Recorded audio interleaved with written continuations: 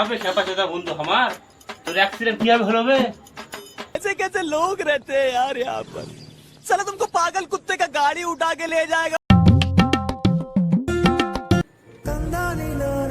আমি বাইক নিয়ে যাচ্ছিলাম, বাইকের স্পিড ছিল 90 থেকে 100-র মতো। হঠাৎ করে বাইকের সামনে একটা কুকুর চলে আসে। সেই কুকুরটাকে বাঁচাতে গিয়ে আমি আনব্যালেন্স হয়ে পড়ে যাই এবং পড়ে গিয়ে আমার পা ভেঙে যায় আর মাথায় চোট লাগে। আবে খেপাচোদা, তোর তো পায়ে আর মাথায় লেগেছে বে, তোর তো মুখে কিছুই নেই, মুখে বলতে গিয়েছে তোকে।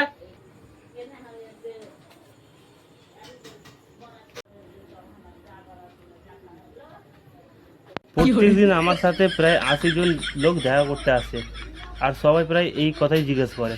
সবাইকে এই কথা বারবার বলতে বলতে আমার পায়ের চেয়ে মুখ ব্যথা বেশি হয়ে গেছে, তাই এই পদক্ষেপ নেওয়া।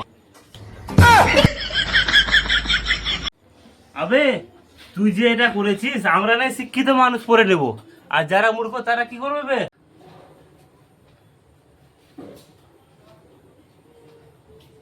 আমি বাইক নিয়ে যাচ্ছিলাম, বাইকের স্পিড 90 থেকে 100-র মতো ছিল। হঠাৎ করে সামনে একটা কুকুর চলে আসে।